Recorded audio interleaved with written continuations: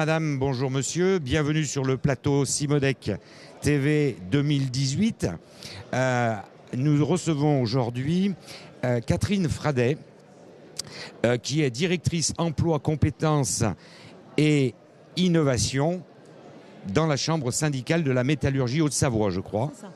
Et Pascal Roger, qui est responsable commercial formation au CETIM CETEDEC. Le CETIM CETEDEC qu'on ne présente plus car de nombreux plateaux ont été faits avec ce centre technique où j'ai rappelé d'ailleurs la notion de rapprochement qui s'est produite il y a quelques années entre le CETEDEC de Cluse, centre technique du décolletage, et le centre technique des industries mécaniques, et qui sont aussi avec des implantations multiples, et le pôle Auvergne-Rhône-Alpes ayant aussi un centre à Saint-Étienne. Donc Pascal Roger, nous avons beaucoup parlé de l'industrie du futur. L'humain est au cœur du Cimodec. L'humain dans l'industrie est au cœur du Cimodec 2018. L'évolution des métiers apparaît comme inéluctable avec toutes les briques technologiques nouvelles qui apparaissent. Comment le CETIM CETEDEC accompagne cette formation, puisque la formation est un point essentiel de l'action du CETIM CETEDEC? Alors effectivement, le CETIM CETEDEC est très investi depuis longtemps dans la formation. C'est une des activités majeures du centre. Ça fait partie aussi des moyens de transférer l'innovation et les connaissances vers l'industrie. Ça fait partie des missions du centre technique. Et nous dispensons des formations d'opérateurs, de régleurs, de techniciens en usinage, en décolletage depuis très longtemps. Aujourd'hui, on élargit un peu plus nos partenariats pour pouvoir mieux répondre encore aux besoins des entreprises, et notamment grâce à l'outil qui est le campus des métiers et des qualifications, où on trouve des synergies avec d'autres structures, et étant aussi à l'origine d'un certain nombre de concepts, notamment de production de lignes, avec des productions de lignes autonomes, le concept usitronique, on a eu besoin de se pencher sur le volet RH en se disant mais finalement on transfère de nouvelles technologies, comment on peut aider les entreprises à monter en compétence leur personnel et à faire évoluer leur personnel pour pouvoir être capable de piloter ces lignes, quoi. Donc on a travaillé avec le syndicat national du décolletage sur l'impact de l'industrie du futur sur les métiers de l'usinage et du décolletage, et on peut dire aujourd'hui qu'effectivement il y aura des conséquences non négligeables qui représentent certainement un défi pour les entreprises, qui peuvent être anxiogènes pour les salariés, mais qui peuvent être vues aussi comme une véritable opportunité dans l'élargissement des compétences et dans l'évolution des postes. Donc quand on s'est interrogé, mais comment on peut faire? Donc c'est tout naturellement qu'on est allé voir la chambre syndicale de la métallurgie en disant il y a une problématique à venir qu'on doit anticiper. Comment on peut travailler ensemble pour proposer des formations, notamment une formation qualifiante, pour accompagner cette montée en compétences, quoi. Et il se trouve qu'en mai 2017, on s'est rapproché pour regarder ce qui était disponible, et on s'est aperçu que dans la branche, finalement la branche de la métallurgie, travaillait déjà sur ce sujet et était déjà bien avancé sur un référentiel qui était en cours d'écriture pour un besoin bien spécifique, et on a fait le choix, grâce à la Chambre, de travailler sur cette base-là pour introduire une orientation usinage à ce référentiel qui est en cours d'écriture. Donc ça a été validé au niveau national, et donc on peut dire aujourd'hui qu'on va être en capacité en 2019 de proposer une formation qualifiante de techniciens de cellules autonomes de production, qui va permettre en fait de faire monter en compétence le personnel en poste aujourd'hui dans les ateliers, mais aussi peut-être à destination de Bac+2, de jeunes ingénieurs qui voudraient se spécialiser dans ce courant de nouvelles lignes de production, pour être capable de piloter ces lignes qui vont être multitechnologiques.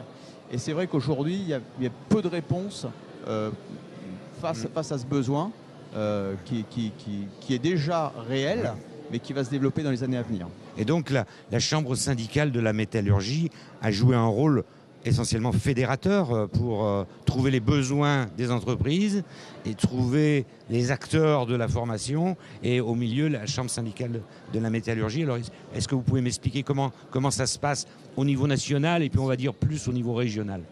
Oui, alors tout à fait. La Chambre syndicale de la métallurgie de Haute-Savoie est historiquement engagée dans l'évaluation, l'analyse des besoins en compétences du territoire. C'est un travail que nous menons de longue date, qui a généré des collaborations effectivement avec un certain nombre de partenaires, et le CTDEC et maintenant le CETIM CTDEC en est bien évidemment un des essentiels, parce qu'il permet aussi pour nous d'anticiper un certain nombre de besoins. Alors comment est-ce que nous travaillons?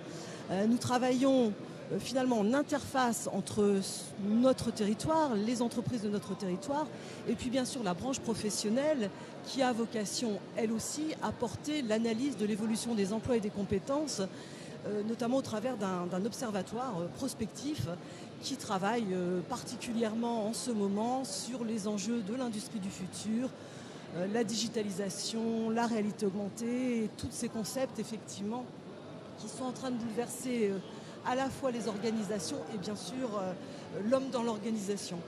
Alors un des outils majeurs que nous utilisons pour mener ce travail s'appelle le dispositif des qualifications professionnelles de la métallurgie, un dispositif paritaire que l'on partage avec les partenaires sociaux de la branche. Et notre chambre syndicale fait partie des chambres syndicales très, très engagées dans ce dispositif. Et c'est vrai, comme le rappelait Pascal Roger, que cela nous permet non seulement de travailler sur la compétence, mais aussi de travailler sur la reconnaissance de la compétence. Et ça, c'est très très important aussi bien du point de vue de l'entreprise, en termes de visibilité, d'anticipation, de gestion de ces ressources humaines, et vis-à-vis bien sûr des salariés et pourquoi pas des jeunes en termes d'attractivité des métiers. Et pour rebondir effectivement sur ce que nous avons fait l'année dernière, eh bien, voilà, nous, au niveau de la chambre syndicale, nous étions en veille sur des projets qui se passaient, pour tout le dire, au niveau de grands noms de l'aéronautique, qui intégraient des cellules autonomes de production en leur sein, qui donc avaient émis auprès de la branche des besoins en compétences. Et eh bien, nous avons fait le lien, parce que nous parlons très souvent avec le CETIM CTDEC, en nous disant mais il y a des choses qui sont en train de se passer, il y a des outils, des produits, des implantations dans les entreprises de ce territoire qui correspondent à ces technologies. Comment est-ce qu'on peut faire entendre notre voix? Et c'est ce qu'on a fait effectivement en suggérant de modifier quelques éléments de compétences, quelques références de compétences pour justement les orienter fortement usinage. Et aujourd'hui, cette qualification, elle est donc bien sûr portée par la branche métallurgie et peut être mise en œuvre pour notre territoire. Par le CETIM CTDEC, mais aussi dans voilà, sur tout l'Hexagone, voilà. D'autres branches du CETIM CTDEC d'ailleurs, ou des pôles formation de la branche métallurgie, qui sont bien sûr, on évoquait ces partenariats et ces relations entre finalement ceux qui portent l'analyse de la compétence et ceux qui ont pour mission de la décliner opérationnellement, c'est-à-dire de former les hommes. Et c'est vrai qu'on travaille de façon tout à fait récurrente avec l'ensemble de l'offre de formation à même d'intervenir aujourd'hui auprès des entreprises. Est-ce que le plan formation dont on est en train de parler va changer profondément les choses et à quel niveau? Alors c'est vrai qu'on entend en ce moment beaucoup parler d'un Big Bang de la formation. La ministre du Travail a tout récemment annoncé la vision qu'elle avait suite à un accord qui a été proposé par les partenaires sociaux. Elle va très largement au-delà sur un certain nombre de mesures.